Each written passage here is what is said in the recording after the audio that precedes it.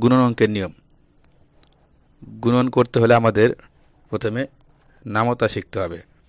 নামতা না জানলে আমরা গুণন অঙ্ক করতে পারবো না, অতএব নামতা আমরা আগে শিখে নিব। দেখো এখানে কি আছে যে 8 গুণন 2, এই অঙ্কটা করতে হলে আমাদের কী করতে হবে? 2 এর ঘরে নামতা শিখতে হবে। যেমন 8 দুগুণে 16, তাহলে এটা আমাদের অ্যান্সার কী হবে? 16। এরপর দেখো এখানে 12 গুণন 3, তাহলে উপরে আছে কত? 2 সংখ্যা, নিচে আছে 1 সংখ্যা। তাহলে এটা আমরা কীভাবে গুণন করব? দেখো এই 3 দিয়ে একবার 2 গুণন করব এবং এই 3 দিয়ে একবার 1 গুণন করব।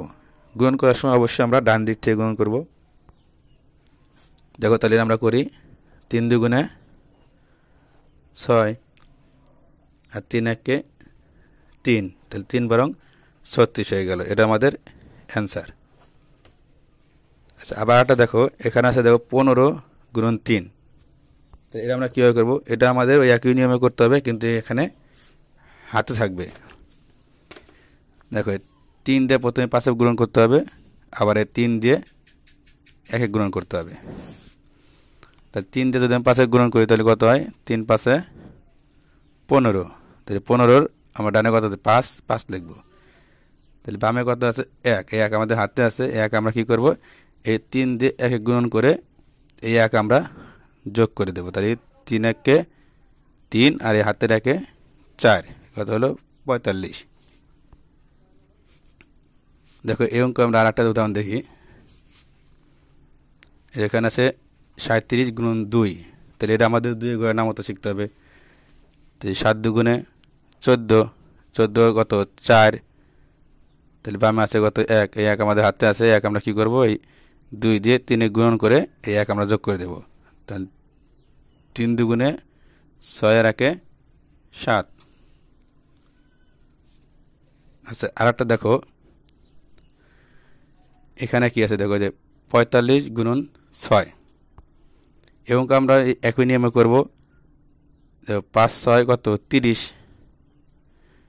30-এ কত? 0, আমরা 0 লিখব। এই 4 6 24, আর এই 3-এ কত হয়? 27, তাহলে কত হলো? 270। আচ্ছা, আর একটা উদাহরণ আমরা দেখি। দেখো এখানে আছে 20 গুণন 3, এবং করে আমরা কীভাবে করব? এখানে আমাদের 3 এর ঘরে নামতা শিখতে হবে। দেখো 3 দিয়ে যদি আমি 0 গুণন করি কত হয়? 3 0 0। মনে রাখবে 0-র সাথে তুমি যে সংখ্যা দিয়ে গুণন করো 0 0 হবে। তাহলে আমাদের 3 0 0, আবার এই 3 দিয়ে আমরা এই 2 গুণন করলে কত হয়? 3 দুগুণে 6, তাহলে অ্যান্সার হলো 60। আরেকটা নিয়ম দেখি। দেখো যদি এরকম থাকে 50 গুণন 25, তাহলে উপরেও 2টি সংখ্যা আছে, নিচেও 2টি সংখ্যা আছে। এটা আমরা কিভাবে করব? এই অঙ্ক করতে হলে আমাদের প্রথমে কি করতে হবে? যে নিচের যে সংখ্যা আছে 25, অর্থাৎ ছোট সংখ্যাটা আছে, এরা ডানের সংখ্যা দিয়ে একবার উপরে এই 2 সংখ্যায় গুণন করতে হবে, আর বামের সংখ্যা দিয়ে এই উপরে 2 সংখ্যায় গুণন করতে হবে। তাহলে আমরা এটা কী করব? প্রথমে 5 দিয়ে এই 0 এবং এই 5-এ গুণন করব, এরপরে আমরা 2 দিয়ে এই 0 এবং 5-এ গুণন করব।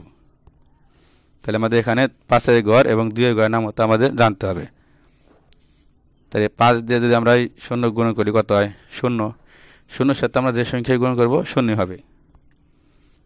তাহলে 5 0 0, আর 5 দিয়ে যদি আমরা 5-এ গুণন করি 5 5 25, আমরা এখানে 25 লিখব।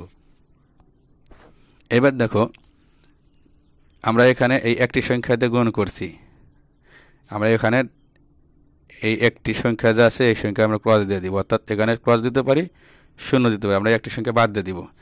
যেহেতু আমরা একটি সংখ্যা গ্রহণ করছি, একটি সংখ্যার কাজ শেষ হয়েছে, আমরা এখান থেকে ডান দিক থেকে একটি সংখ্যা বাদ দিয়ে দিব।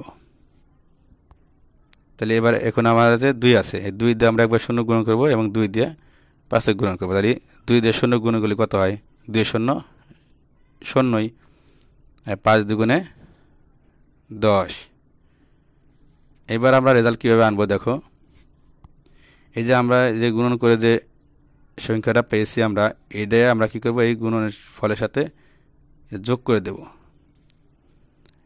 এখানে 250, আর এখানে আছে কত? এখানে 100 আছে, এটা আমরা যোগ করে দেব। তাহলে আমরা কীভাবে যোগ করবো দেখো, এই 0 আর 0 জন্য যোগ করলে কত হয় 0, 5-এর সাথে 0 যোগ করলে কত হয় 5, 5 দেখব। আর 2-এর সাথে 0 যোগ করলে কত হয় 2, আর 1 একই। তাহলে আমাদের এই 50 গুণন 25 রেজাল্ট হচ্ছে এই যে 1250 এটা। আচ্ছা, আরেকটা উদাহরণ দেখি, দেখো এখানে আছে 65 গুণন 32। তাহলে এটা আমরা কিভাবে করব, এটা আমরা আগের নিয়মের মতোই করব। এই 2-এর গয়ের নামতা এবং 3-এর গয়ের নামতা আমাদের এখানে লাগবে। তাহলে আমরা প্রথমে 2 দিয়ে এই 5 এবং 6 গুণন করব, এরপরে আমরা 3 দিয়ে 5 এবং 6 গুণন করব। তাহলে 2 দিয়ে আমরা 5 গুণন করলে কত হয় 5 দুগুণে 10, তাহলে 10-এ কত হবে 0। তাহলে এই বামে যে 1 আছে 1 আমাদের হাতে থাকবে, আমরা 2 দিয়ে 6 গুণন করে এই 1 আমরা যোগ করে দেব। 6 দুগুণে 12, আর হাতের 1 কত হলে 13, আমরা 13 লিখব।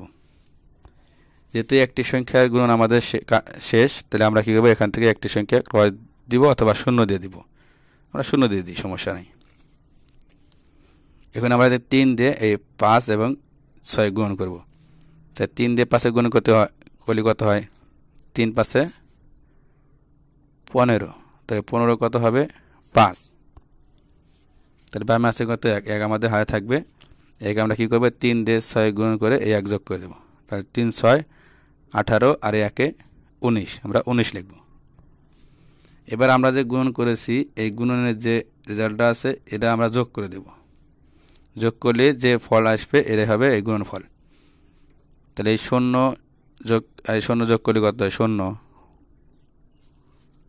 আর 3 আর 5 যোগ করি কত হয় 5 3-এ 8, 8 লিখব।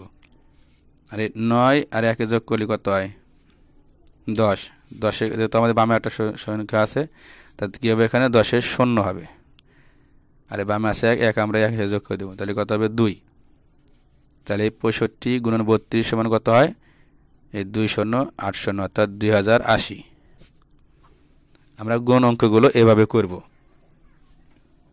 এবং গুণন অঙ্ক করতে হলে আমাদের অবশ্যই নামতা শিখতে হবে। আমরা নামতাগুলো শিখে নেব।